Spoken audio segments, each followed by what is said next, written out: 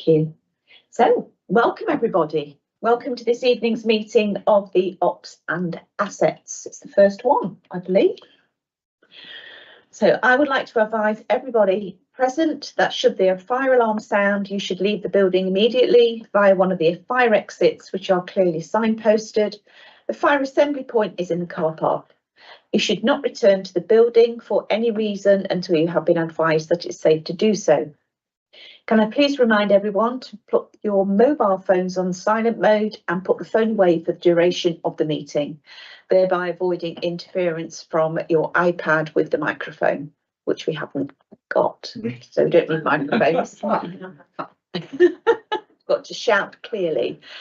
The meeting will be recorded and live streamed on YouTube, and therefore when speaking, please remember to speak clearly because we haven't got microphones. As the chair of the meeting, I have the discretion to terminate or suspend recording and live streaming if, in my opinion, continuing to do so would prejudice the proceeding of the meeting.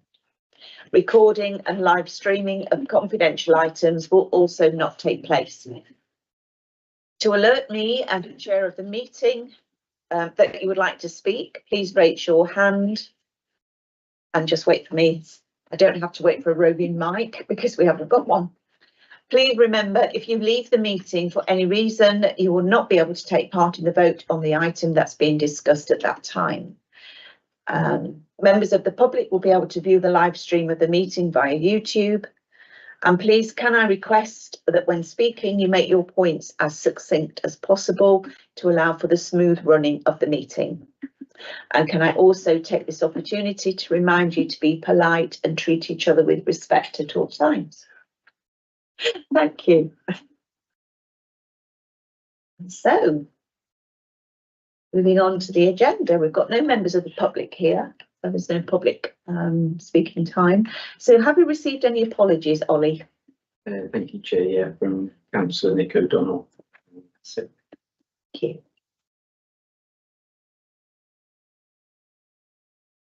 And item 2, have we got any declarations of interest on the agenda items that are following? I always say if there's something to do with French Career comes up, I am a volunteer for the Friends of French Career, and yes, I'm just a volunteer. That's in connection with item number 8, yeah. The swim steps. Okay, thank you. Anybody else? No. Okay, thank you. All right, so third item is the forward plan. So we've all got the forward plan. Paul, would you like to take us through this? Yeah, certainly. So for today's meeting, we have updates and proposals for French wear swimming steps, electric vehicles for the cleaning services, which will be coming in-house sometime soon. That's just directional. It's not a full proposal as such. Proposal for defibrillators and bleed kits to be located around the town, and some improvements to prevent illegal occupation of Prizewood Park. For the next meeting, provisionally, we have play park review and signage and notice board review. We have a public toilet working groups update on each meeting now, henceforth, until those projects potentially are either underway or completed. And I hope to have an update on the depot for the next meeting as well. Okay, thank you. Thanks, Paul. Any questions to Paul about the forward plan?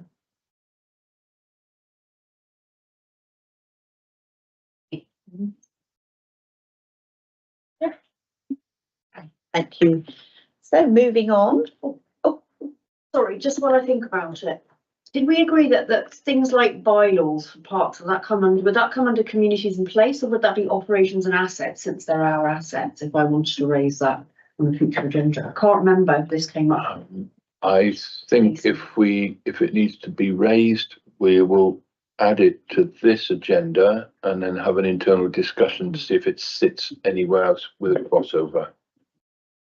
would Yeah, suggest. it's just that the bylaws date from, you know, like over, what, 100 years ago or something Mm. ridiculous like that. And there's always like, there's disputes as to the status of, you know, should dogs be on leads in French Weir? The bylaw doesn't exactly say that. The signs do, there's no enforcement. So it seems to me there needs to be a sort of transparent, public sort of considered discussion on that and what the bylaw should be, because otherwise it's not clear, and it's just silly if it's, you know, written in outdated language and it's saying certain things that, you know, you shall not do this when it's part of life in the park, you know, in parks. I think they could do with a review. I know a lot of other councils have been doing bylaw reviews, so I just think it would be something worth looking into. I'm just thinking it may well be, because at full council on Tuesday, we've got an agenda item about the transferring of the leases of all the Leases, parks. yes, this final sign off. And the final site on the park, so it may be, that might be an opportunity to bring it up as part of that, because it could be that we could look at the whole thing, possibly together, maybe. Yeah, because there could be potentially side letters attached to the leases that either reflect or go against the existing bylaws. Yeah. So I think it's a bigger piece of work. Not quite sure where it sits, but if it's related to assets, I'm happy to kick the ball off with that one. Yeah, but okay, that's all right. Yeah, thank you for that.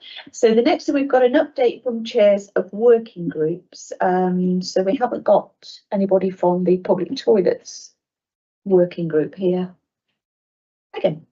I've heard from Federica and she will be here a little bit later on. So she'll let's give an move it. update at the end. Yeah, Is that okay? okay. So I think what we'll do is we'll just move the agenda around so that when Federica comes in, she can do that. So with that in mind, let's move on to agenda item 5, Prizewood Park and the improved access restrictions, and we're going to resolve the installation of measures to restrict unauthorised access up to an approved budget spend of £10,000. So I'm going to hand over to Paul to discuss his report. Sure. So you'll be aware that we had an illegal encampment on Prizewood Park fairly recently. There was a cost to the council of just over £3,000 for able investigations to perform the necessary legal duties to remove those trespassers. And there was an awful lot of clear up after that as well, which we don't currently account. However, with a more recent trespass incident at Taunton Green, we have an idea of what it would have cost us had we not been able to deliver that in-house. And that was another £2,000. So we're talking about £5,000 per illegal encampment as an average. I would like to spend some money on Prizewood Park to look at 4 different ways of resisting that access. The first one being a height barrier at the entrance to the car park, which is a longer view deterrent measure for anybody that might think of coming into the car park in the first instance, because these height barriers are painted yellow and black striped, and you'll be able to see it from the end of Cleve Road. So hopefully anybody that's thinking of coming in will get that far, think, oh no, I can't get in there, turn around and go somewhere else. If they happen to get through there, delineating the car park from the playing field is the important bit, and my proposal is to remove the current removable bollard that allows access for maintenance and replace it with 2 bollards that sink into the ground, so they're not removable, they're there permanently. It provides wider access for maintenance and potentially for the fair should it come back to that location again. And it's more resilient to anybody else that might think they're going to drive between those 2 areas. That would be backed up by some large boulders, round about 1.5 tons each, that would mirror the existing low fence line. There's a sort of shin-high fence that runs between the car park and playing field. And these boulders would be part sunk into the grass on the playing field side of the fence, spaced at about 5 feet between them so that you can't physically get a vehicle through, sunk into the ground partly so that you can't drag them or push them easily either. So they're fairly immovable. There's one other point of access on the cycle path and footpath that runs between the pavilion straight through to Eastwick Road, which is again a point of entry, and the people that occupied last time were using that as access to Eastwick Road directly from the pavilion and the ground next to it. So the proposal for that is to put 2 offset hoops similar to what you see on footpaths. There's one at Chip Lane just behind us here, and they're offset so as a buggy or a twin buggy or a bike can get round it, but you can't get a vehicle through. So 4 different measures for that park. It's a little bit of a trial, because if some of those are successful there, and we can assess the resilience of each of those, should somebody attempt to get in there again, then they would also potentially be suitable for other areas for which council has responsibility. So it's a bit of a trial. It's £10,000, just under. Worst case scenario, the original quote I've got for the height barrier, I've now reduced to half of that amount with a different supplier. So it's going to come in under rather than over. So I'm seeking approval for that spend, please. Thank you, Paul. Guess we've all had a chance to have a look at the pictures that are attached to Paul's report. Anybody got any questions for Paul? Oh, yes. Councillor Ellis. I'm just checking. I think this is the case. Obviously, the height barrier, there is a way of, if the fair was to come in, Yes. there's, you can, but how easy would it be for somebody to kind of jammy it? So the construction of them is that the one post has hooks, one going downwards, one going upwards, that are welded to the frame. Those act as the hinges for the barrier. It swings around, goes into a slot, and has a hefty padlock that has a protective cover over the Oh, padlock. it's got a padlock. Right? Yes. So, So it's difficult to get a cutter in of any kind to the padlock. It's protected by a piece of metal as part of that construction. But with the right key, you can swing it right out of the way and give access on the full width. got it. Thank you. Yes. So the resolution was for members to resolve the installation of measures to restrict unauthorised access up to an improved spend of £10,000. All those in favour?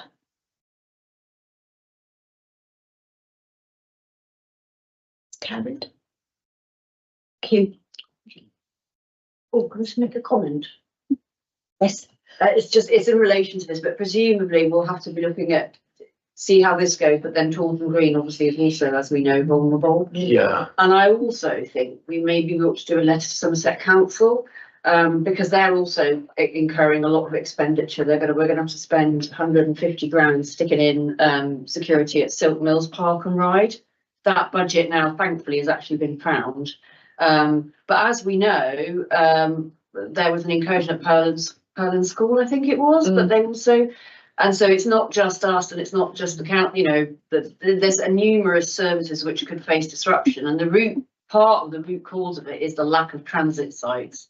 So any pressure that we could bring to sort of up the ante on Somerset Council to find a suitable site, and if we know of any, I think we really need to put maximum pressure on, because whilst I have absolutely zero tolerance for people trashing parks and school playing ground and all the rest of it, the fact is they have a right to to travel around. That's their culture and everything, and it's not fair that the statutory requirements and responsibilities towards travellers are not being adequately fulfilled. So in addition to the sort of preventative measures, I also think we need to put pressure on the principal authority to really step up and treat this with a lot more urgency. Thank you.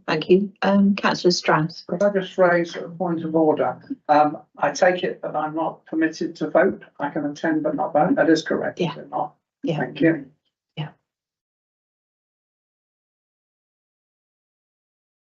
I think you also need a proposer in a second. That's the one. Yeah. Thank you. I was wondering. Can we have a proposer? Thank you, and a seconder, thank you. Oh, I always forget that bit, always, and poor old Ollie's going.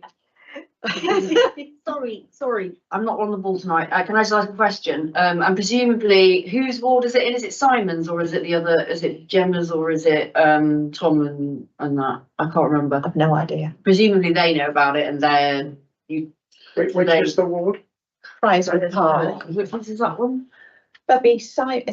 Simon. Simon. He knows the park quite well. We had a chat with, he's okay. I believe Craig, as part of the consultation following the fun fair, also discussed this matter with residents and with ward councillor. Okay. Hence the proposal has sort of been developed following that. Excellent. Thank you. Thank you. Thank you. Okay, thank you very much. So, can we move? Are we okay now, Ollie? I'd say vote again. Okay. As, Yeah. All those in favour? Thank you. Thank you. I'll do better next time.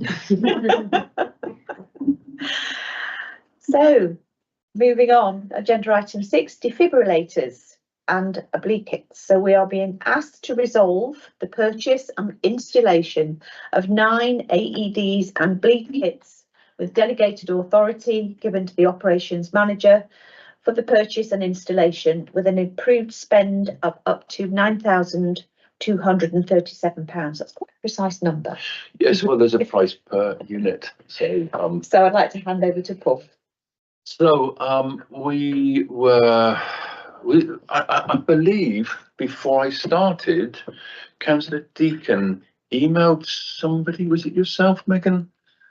There's a historical email trail relating to an offer to purchase AEDs, defibrillators, at a substantially reduced cost.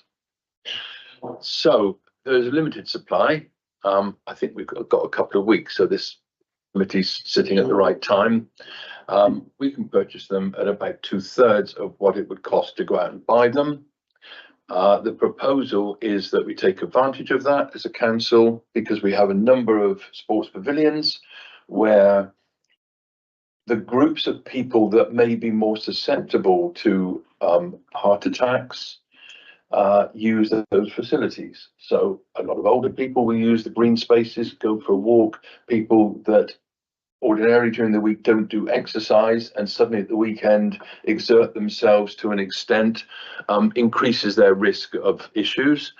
And as we all know, and we've seen the adverts on the TV, time is of the essence when that sort of thing happens to people. So the proposal is to put these on each of our pavilions and the Cannon Street public toilet and the new town council office and the new depot.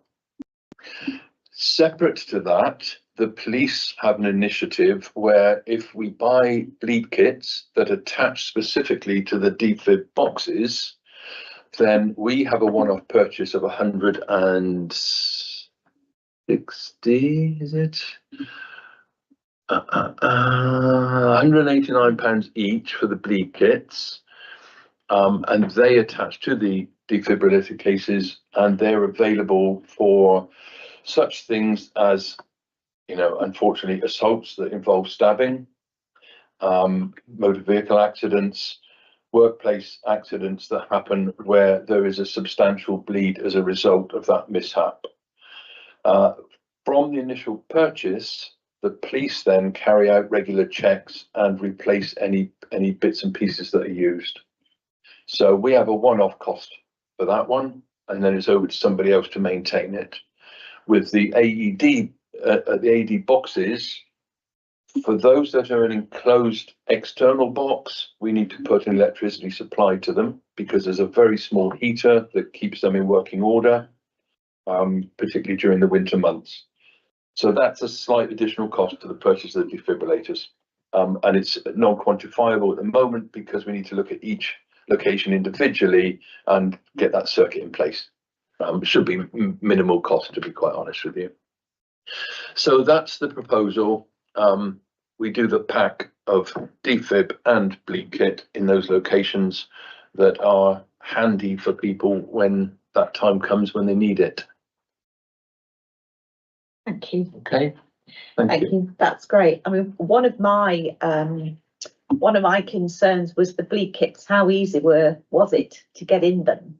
Because I've just got, visions of them being emptied and strewn, but I think there's already one attached to a defib. I think it's in Councillor Smith-Roberts' ward, and she said it's not being touched at all. And I think the police do regularly check them. So that sort of allayed my concerns. Has anybody got any questions for Paul? Councillor Stainthorpe. Access to the defibs. All the access. So you phone 999, you report that you need to use a defibrillator. They give you over the telephone the code for the coded lock on the front of the cabinet. You push the coded lock, open the cabinet, take the defib off, and they will stay on the phone and give you instructions, but there are also instructions on the unit itself, and it's really, really easy to use. Well, now we know with the, the sort of electronic signage that they were talking about putting up in Taunton that has defibs with them, when they set them up in Ireland, that was the first place they were set up, the defibs were being stolen. Then they switched to obviously having a combination of locking, but they all have security cameras on them in case somebody calls in, gets access to it for wrong reasons. So there's But will these be visible where they would possibly be in terms of any security? It's always a risk, and some locations are covered by CCTV and some aren't. The newer cases are far more resilient than the old metal ones, which could be bent. These are a one-piece sort of fiberglass composite case, and they have addressed that issue in a lot of instances. The other point that you raised about the being attached to the signage within town centres, there's a separate project not related to this application, where the electronic notice boards also have a defib as part of that. Yeah, that's through the. In my view, and for the purposes of this proposal, the more we've got around the town, the better, because if somebody can get one within 150 metres as opposed to the next one, which is 300 metres away, that could make a difference between somebody's life or not. Okay. Any other questions? Councillor Tully. Yeah. I think it's a no-brainer, to be honest. I've no doubt at all that we need them. The bleed kits, are they inside the defibrillator or no? They're alongside? They're alongside. That was what I thought, and that does worry me a bit. The one at Westmoreland Village Hall, the bleed kit is in with the defibrillator. So to get to the bleed kits, you have to talk to the police or the emergency services. So how do they get into the bleed kits on the outside? They're sure it's They are that easy to get access to, because so anybody can own it. That's what. yes, they can. However, our liability stops and the police pick up on that. But they have to be accessible because of the nature of what may have happened. Oh yeah, I agree with that, because we were advised, and this was advised by the police as well, to have it inside so that at least they can trace who was making the call and why the call was being made. Yeah. It's not the case for these, and the police are the ones that are promoting this. There's more information on the police thing, but it looks to me, and I haven't seen one in the flesh, but it looks to me like it's a case of pulling down like a fire blanket, And just and you get the contents. My worry about that is simple. You'll get the off Exactly. going out, and That's a risk that we have to. That's Yeah. But other than that, Joe, I fully agree, and I'd like to propose that we go and tell me how you got them so cheap, because. That's not my doing. I'm just a messenger in that regard. $2,500. Yeah, Yeah. come down. Yes. Councillor Ellis. I want to ask a question, can't remember. Oh, I know what I wanted to say. Oh, no, I remember now. No, I remember doing some training online because my friend had this weird thing where her heart stopped and whatnot, and she sent around there's this like 20-minute online thing. I think it's British Heart Foundation about what you do if somebody's in cardiac, whatever. It includes the stuff about how to use a defibrillator. I've done the training, but I've probably forgotten anything that it might have taught me. So when we get these installed, it might be good to put out, we do the comms, to put out the link. It was very good training. Just somebody like me probably needs to do it every few months to remember what to do. And I don't know if there's anything equivalent for the bleed kits. I mean, it's a bit like, the life rings at the river, yeah, several times a year, some idiot decides to take them out and chuck them in the river, but we still need the life, they're still vital. So I agree with Ray, it's a no-brainer. And I think if we've got the police backup, if it's, it's their initiative, they will look after them and make sure they're okay. Councillor Sainthorpe. Sort of on the back of Carolyn's said that maybe it would be possible, maybe for all councillors to have some training in both defibs and bleed kits. And I think to lead by example and encourage more people to, I did first aid training 6 years ago, so I wouldn't want to be dealing with somebody with a heart attack or anything. But I think it would be good to give a good signal to. Councillor Tully. Yeah, I think a lot of people misunderstand that easy to use. You can't hurt anybody with them. If you put the defibrillator onto someone and they're breathing and their heart's beating, it won't work. It automatically pick it brings up. It's that easy to use. Literally. A child of 5 could use it. And that's not also right, then. A child of 5, but not out of council. It's not so hard. They are that simple to use.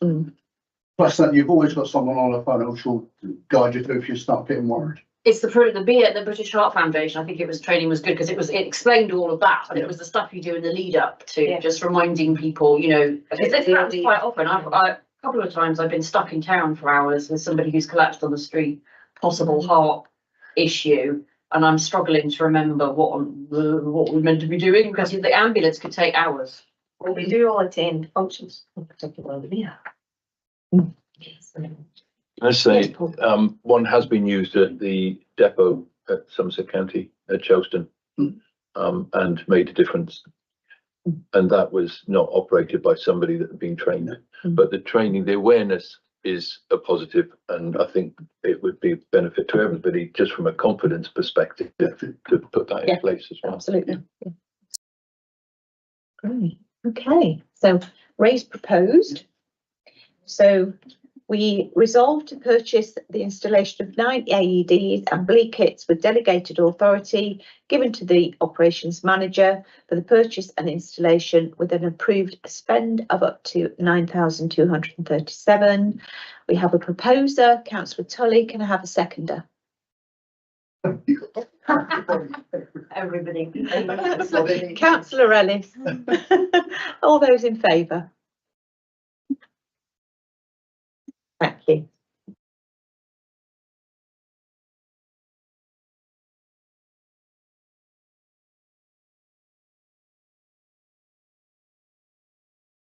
So moving on to item 7. Electric vehicles for public convenience cleaning services. So members, to support the procurement of compact electric vehicles to enable delivery of public toilet cleaning services. Over to you, Paul. Me again, thank you. So the new depot, which I'll give you all an update on next week at full council. Part of what we're going to be operating from there is staff that are currently delivering through Somerset Council toilet cleaning services through a company called ID Verdi. There is a desire to bring that in-house. We think we can improve the quality of the service, have better monitoring of it, but those people will come across under a 2P arrangement. There is no kit or anything that comes with them. So we will be the direct employer of those individuals, and they need to get out and about to do their work.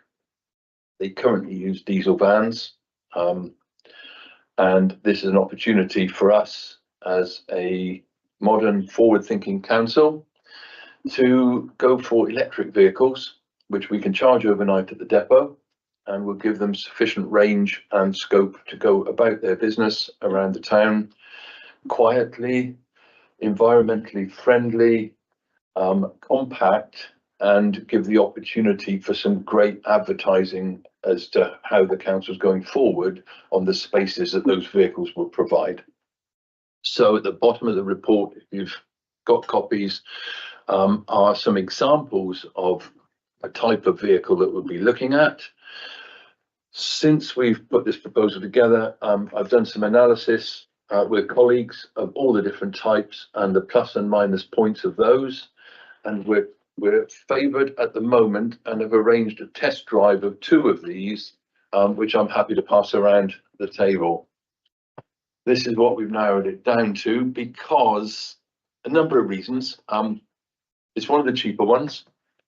It's a UK distributor, not Swedish, Norwegian, Italian or French, albeit they are ultimately made in China. They look more like a standard vehicle rather than, shall I say, a cartoon vehicle. And we're conscious of people that have to drive these do not want to be ridiculed for what they're driving. So that looks more like a smaller version of a standard van rather than a glorified moped or similar. They're compact enough to pull close up to the work area. They're an opportunity to tell the public in that area what Taunton Town Council are doing and how they're doing it in that environmentally friendly way. And it meets our, helps to meet our climate objectives. So it's just a directional note, really. There's already agreed budget for the purchase of vehicles. As I said, we have 2 coming on trial from the 28th to the 30th of this month, and we'll assess them and see how they perform for us.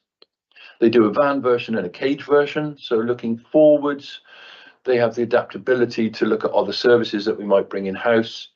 And we're currently extending the workforce, the town wardens, and we, as you know, only have 2 vehicles that are available for their use. So what we would propose is also bringing these forward, not just for the cleaning services, but potentially following the trial for the new town wardens as well. Okay, thank you. So, Not proposed as the mayor's car. They do a car version. They do. I didn't suggest that though. Councillor Tully. Ask a simple question. What's going to be the cost?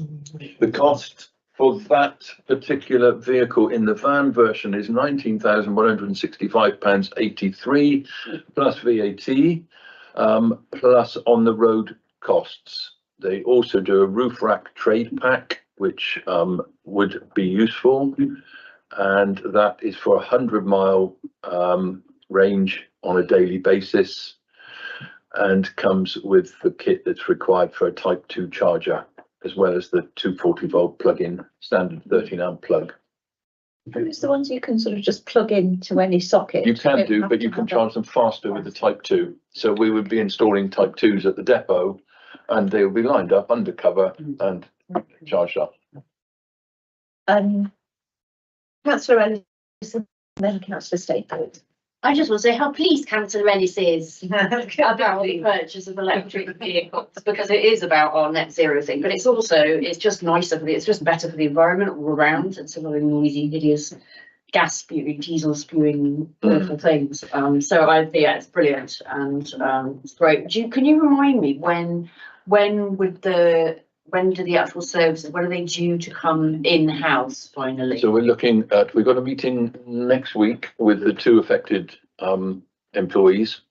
We'll probably have a second meeting after that, but we're looking to have that service brought in-house for September the 1st. Whether or not the depot is actually completed by then, we'd need to get operational for that service.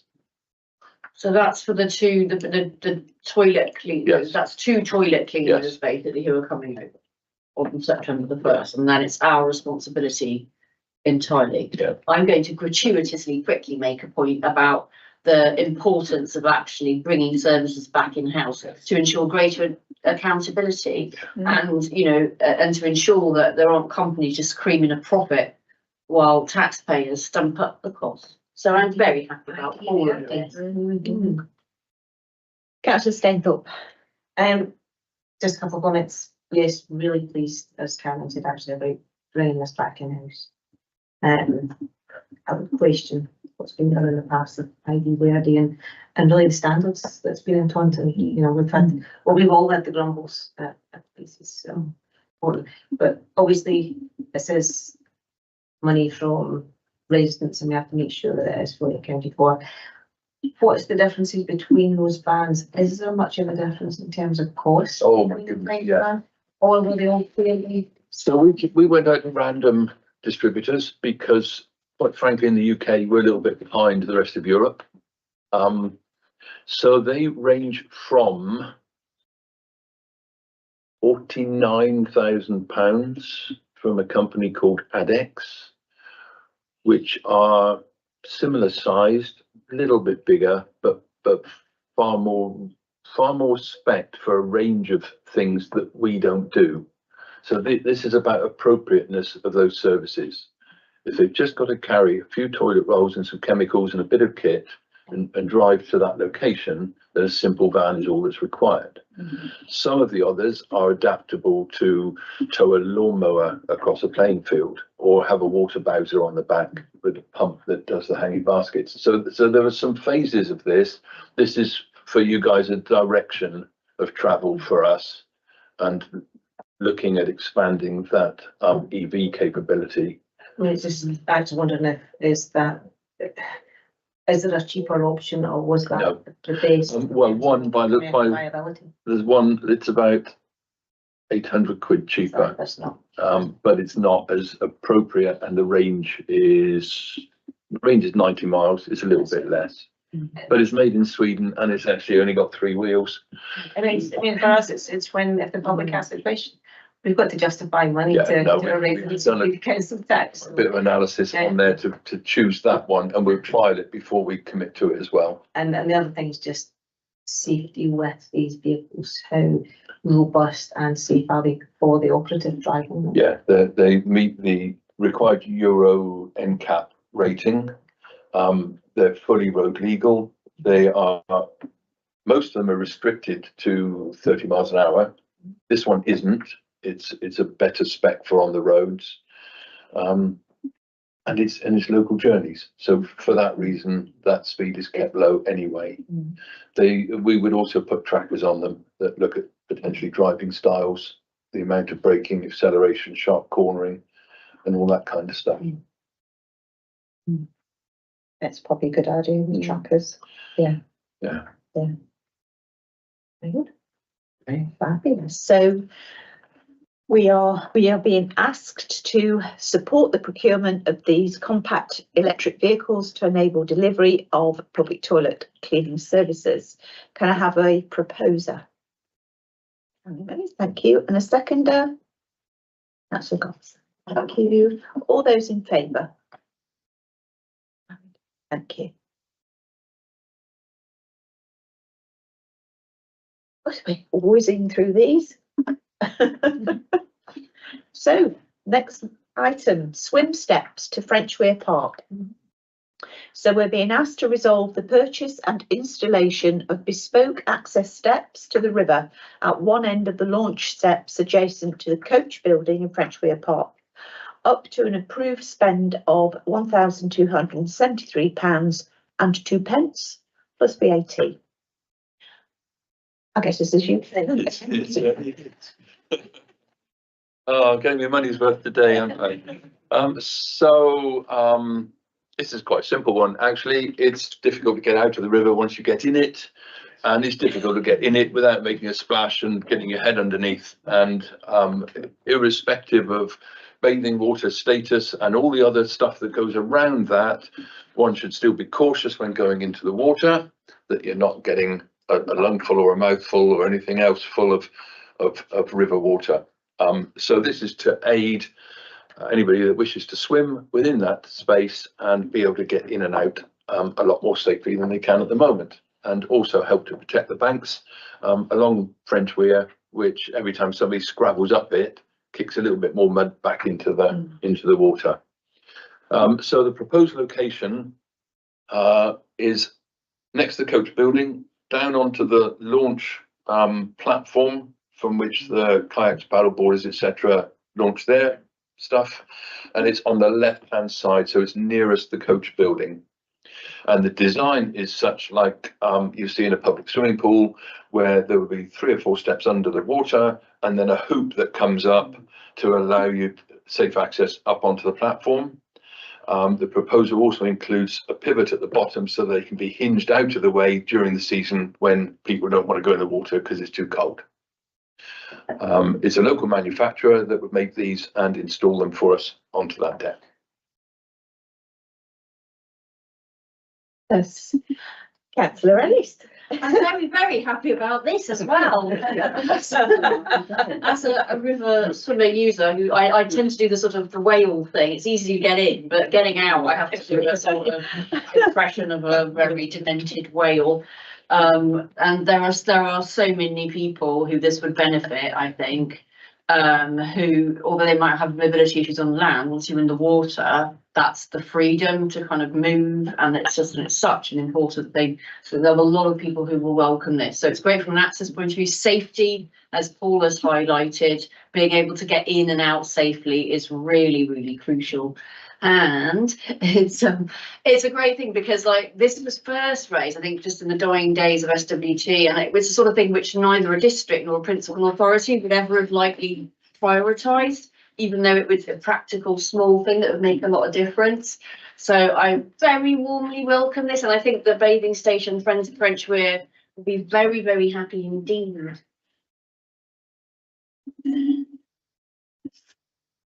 Councillor Stainthorpe. Safety and use of the steps. Will there be clear signage with the steps? Does this be included? Because obviously, from an insurance public liability point of view, we have to make sure that we are covered. We have some extra signage that we need to put into the park anyway about the sensible precautions to be taken when bathing in the water. Yeah. I would propose we add some additional wording to that on the specific sign that will be placed nearest that ramp. Anything else potentially, yes, but that's where I would. I know that bit, yeah, and possibly, is there any question about children being accompanied by an adult? Just as something that possibly can be put out on signage. It's a deep part of the river. I know it's quite dangerous. Children see steps, they want to run down them. Do we have a sign saying that children should be accompanied with an adult? Or I think Marcus is awaiting some wording for signage because we're obliged to put the bathing water status results up, and there was a wider discussion around restricting people or reminding people they shouldn't jump off the bridge. A little bit around the corner and other bits and pieces as well. And I think it would probably be best to agree that signage and keep it clear and in one place, rather than different signs at absolutely different points. The problem is if you seem to be encouraging people to use the river, and if they are put at risk at all, then you can be held liable for it. And there was one just recently, I think, where a kid jumped a little tombstone off something and he broke his neck and it's in a bad way now. And we see the kids at the river. I love swimming in the river. It's when we get summer, it does want to be used, but we just have to make sure that we get safer. Certainly, it's safer access than what's available now, which is a platform from which No, I don't. You just go have straight to jump in. But we need to agree that signage and the wording, and that's why I haven't included any costs within this proposal for that because it's covered elsewhere. Councillor Ellis. Yeah, no, I was just gonna back up what Paul said about them. There's some information we're required to because it is a designated bathing water spot now. But it's minimal and it's not the sort of useful stuff you want. And so like the Friends group organised safe swim briefings and things like that. And so the thing about, young children not going in without parents, that is the sort of message that we give out. So it's about trying to make, because people often say, is it safe to swim there? And the answer is, it depends. How good are you? How good are you at risk assessing? Do you understand Can you swim? the risk? Well, yeah, exactly. Can you swim 25 meters? Can you float on your back? Exactly. If have you checked the water quality results so that you're not sticking your head under if they're really, really bad? Have you assessed the weather conditions? If the water is fast flowing and brown, you need to have, the sense just to go, oh, that's, bit of a no-no. So we need to sort of inculcate in people that sort of awareness and understanding, so that it is safe. It's people can make themselves safe, but they can make themselves unsafe. They need to be aware of all the different things. Does it say that it's deep there? I can't remember. It is, you're out of your depth. Because I'm aware of my depth, but that's probably not. The problem about the river is it changes But levels. yeah, but is there a warning sign to say that it is a deep water area? Just because if people don't know depths, because it is, especially when it's cloudy, you can't see how deep it is. Just making sure that the sign shows. Because I think the day first time I went, I thought you'd be able to walk into the river there. You can't. You just drop. Yeah, and then if you go along, you'll find yourself standing up Yes. on like paving stones, which is the old original bathing station. Oh, So it changes, but it changes all the way along, and it can change quite, fast. Thank you. Councillor I Dawson. was just wondering if Coach were also aware of this, that this is the proposal. Yes, Yes. yes. And I'm going to arrange a meeting with Coach and Channel next week to discuss quite a lengthy list of things. Okay, good. Good. Councillor Tully. Yeah, in the Thames Wallingford, they have a depth marker to warn people the depth of the water. So maybe we also think of that. That wasn't the real question I was going to ask. Is there a timeline and when this can be done? One of the things I'm getting back are people saying you're doing these things, but they never seem to be getting done. It's suggested, and it was suggested at the time the quote was produced, that they could install within a fortnight of receiving the PO. That's good. That's brilliant. Because the summer's coming up, the kids are going Well, to. that's what summer. Kids are about to go on holiday, aren't they? When is it supposed to be? Yeah, Next week. next week. I think it gave it done as close to. Is it next week or the God? No, week after, I think. If we could get it done. Yeah. I think just guided by the swimming that. people doing the steps. Thank you. So.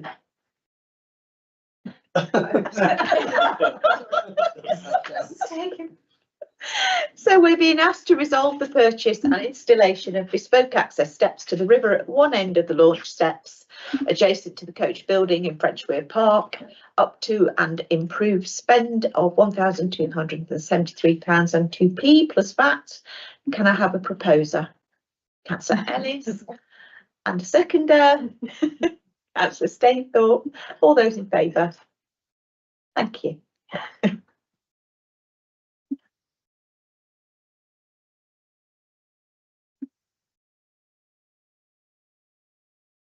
Oh, next is access to information, motion to exclude the press and public. Ollie.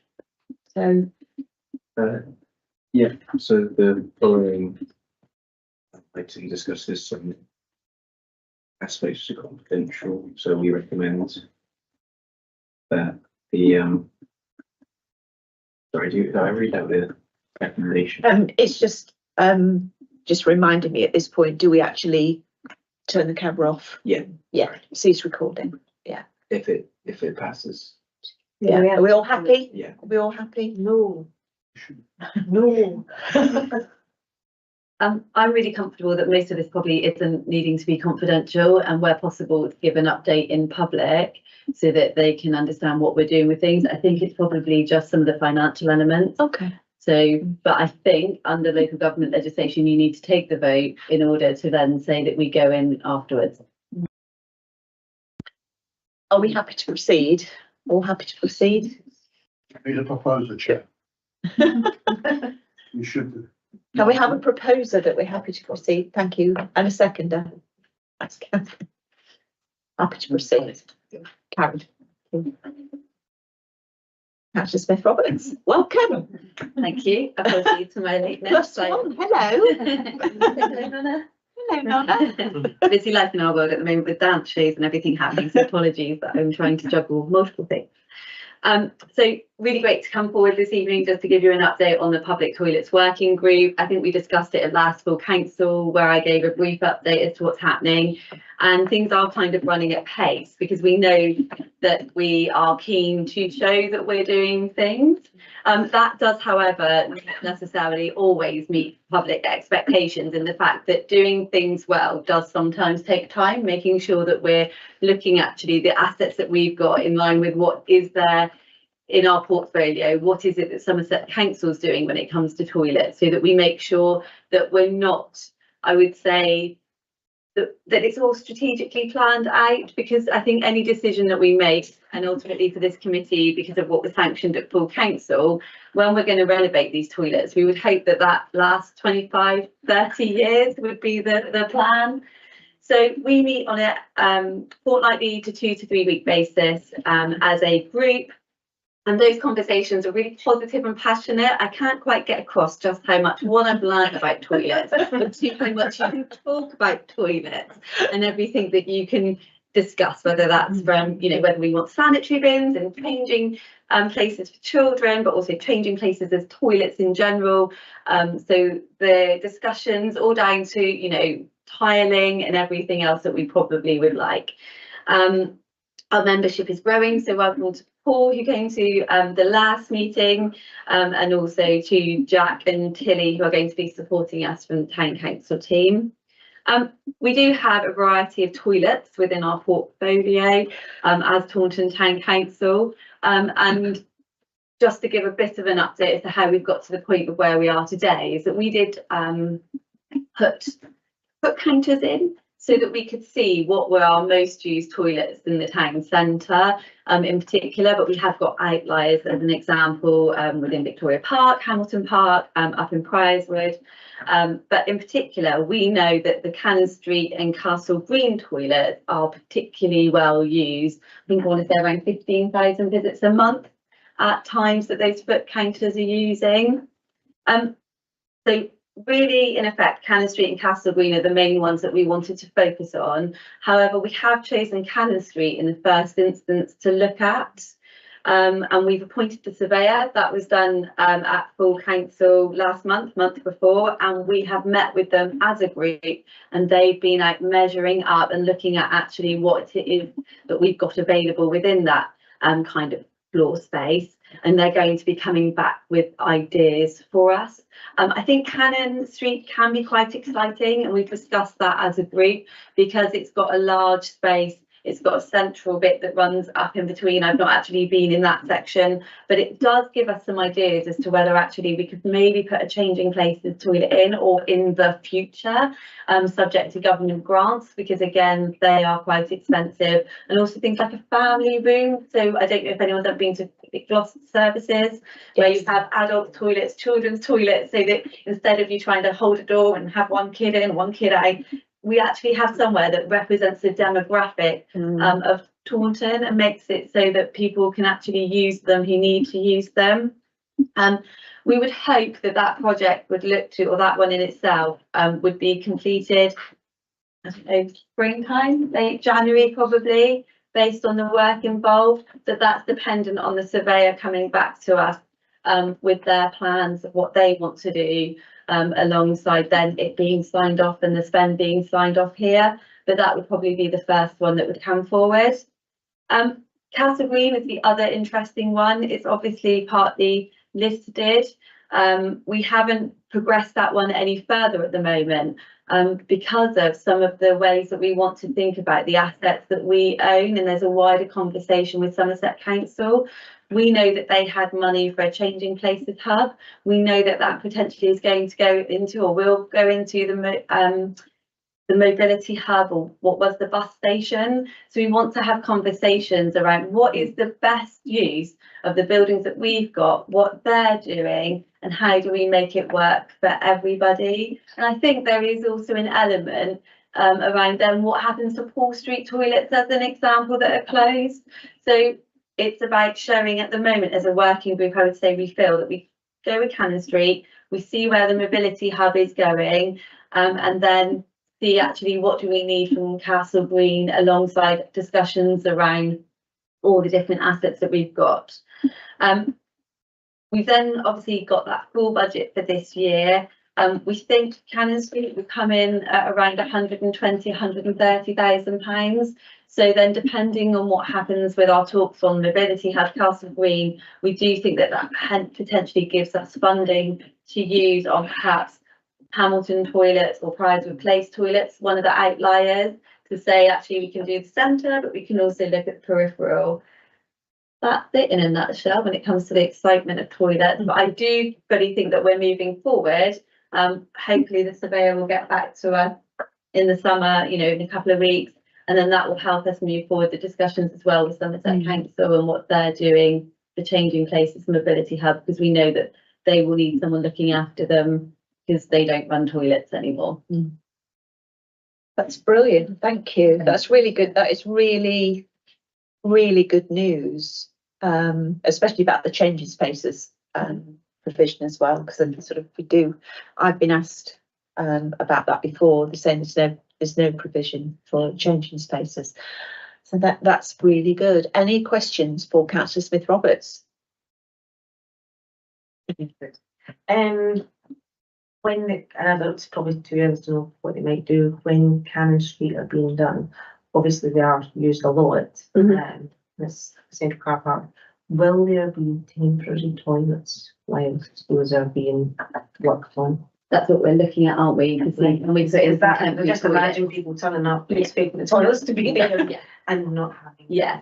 So we would just need to talk that through as to where they would go or how it would work, or whether they could do one side or so the surveyor will probably guide us, and then we'll look at what the budgeting is to put in some temporary toilets. And the other questions that I got a call last week about the library again.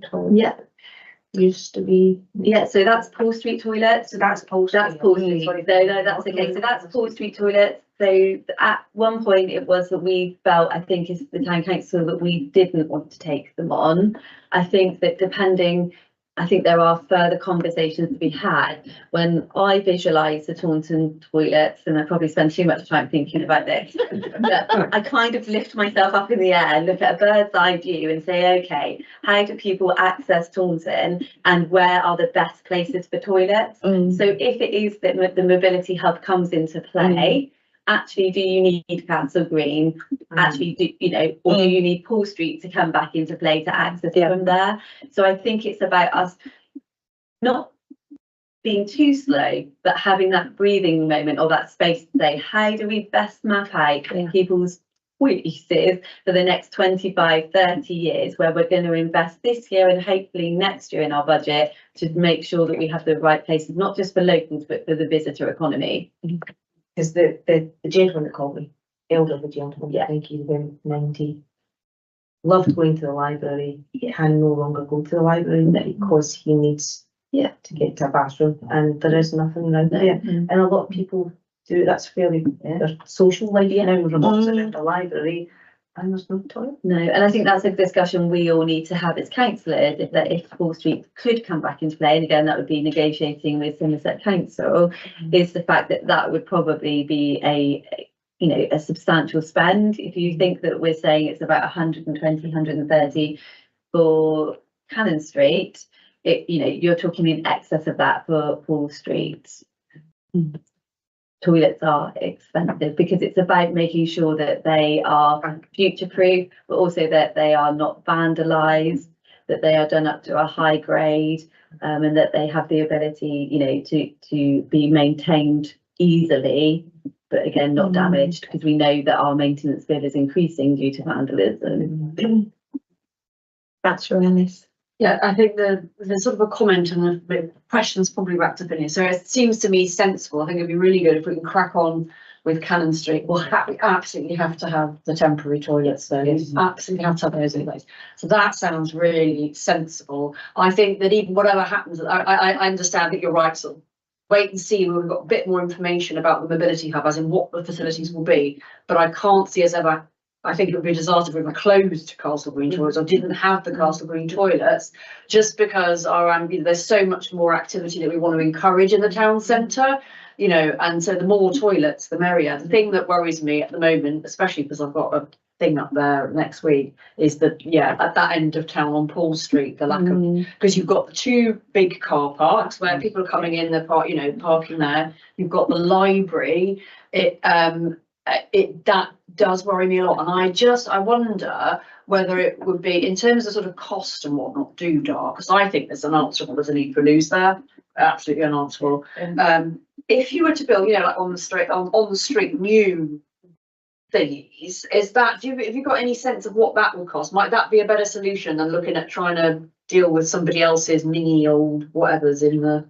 I don't know whether, Paul, you would have any sense. I think it's because the plumbing is already in there when you updo toilets. It's about the plumbing being in situ. But yeah, we would just need to look at that. But it's good to see support for Paul Street, because I personally think that there is an argument for that end of town, but it's a significant spend that we would need to consider probably as part of our budget setting. What was the cost again? I can't remember.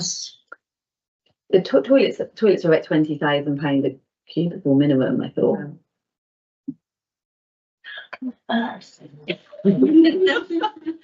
Essentially a loo. But you are doing it to like detention grade standards and easy cleaning. Gosh. Councillor Tully. Thanks, you. That was good news about Cannon Street. That is the one. Because most people that come to Taunton, especially to see the cricket, that's where they head. They park up, and that makes sense. Paul Street, I'm also think is important, because that is the first place people go when they come down from the dips. So that is very important. Yeah. You're surprised when people come out there and say, "Where are the toilets?" The only thing is, how quick before we know when they can start? Because that's what I keep getting asked now. When are they going to do something with them? So the surveyors are coming back to us probably in the next couple of weeks, into like the beginning of August, and then we were hoping that they would be completed January time. That's good. Yeah. I'll say you said it. And to the best of my knowledge, going on the information I've been given. Councillor Strauss. Just an observation, I've been on the public toilets working group since we started, and I have to say that Councillor Smith-Roberts has put a huge amount of work into this. You really have, and I think she needs to be congratulated. It's never me, it's always Meg and the team. You masterminded it, and we have moved a long way. It really has. Since we first started talking about this. Yeah, in a year, it's amazing. We all know it Absolutely needs amazing. doing. The practicalities are not easy. And it's getting that message out, isn't it, that actually we are making a difference. Yes. We are making a difference. Councillor Ellis. I don't know if this has come up because I'm not on the working group, but there are these sort of schemes you can have whereby businesses sort of, I don't know if they put a sign in the window saying you can use our toilets here. And I think you'd have to offer some financial inducement, surely, because but there's quite a few places along Paul Street. Some of them are not open all the time. But I'm wondering if that's sort of interim, something that I don't know. I don't think just expecting them to do it out of the goodness of their heart. And I don't think there's any way we could discount anything, because we can't control like business rates and stuff like that. But if there was, I don't know if it's a runner, but it just occurred to me that there are toilets. It's just that they're not for public use as such. And yeah, there's M&S, but it's a bit much less. There's M&S. It is a flip. If you're in the library and you've got, as I'm going to have, a load of tiddlers in there on Tuesday, it's not fun. Should we just want to advertise for any businesses that would offer facilities? We would advertise their businesses to have them people if they like as a public user. That's something on to ask. Maybe it's something for us to take away as a working group and just see, and even just have a map like, just to think about what businesses have actually got toilet stations. There aren't that many unless you're going to go and eat in there, are there? So, you know, definitely worthwhile us having thought.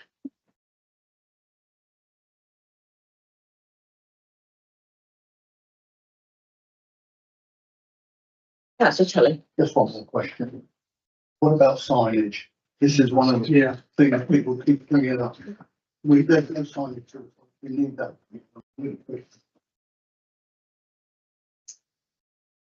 I think it's that I totally understand that it's slightly outside, I think, of the public toilet working group's remit. But I know that Craig was working on a whole signage project. Because I think it also falls within having the signs updated on our parks and everything. So, John, you know, Paul, you might know a bit more about that. We're looking at phasing that, doing one part completely. I believe the final design sign off is with Joe currently, so it's imminently that we're going to be placing an order for that. Councillor Strauss. I was going to say the question of signage is a much bigger issue. I don't think it's particularly for this particular committee to discuss. It's a council issue, but there's a massive need. There is actually a sign outside the Tourist Information Office which tells you that the police station is actually at the old police station, which was closed years ago. And that's on the map, and there's a lot that needs addressing. It is confusing. But that's, I think, it's a separate issue, but it's. It's got the wonky signs as well, isn't there? Really, wrong signs leaving. I think there is a signage assessment to be undertaken soon, as well as notice boards. But obviously, we're responsible for some, and some are still outside of our remit, so it's difficult to pull them all together.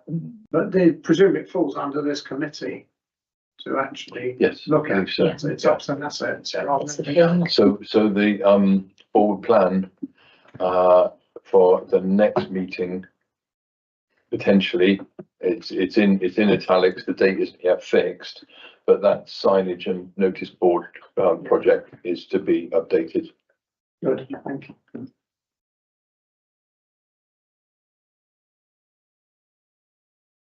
Thank you. Thank you. We've come to the end. This is well chaired. You said you would get us. We've come to the end. I think we're at the end, Ollie, aren't we? Yeah.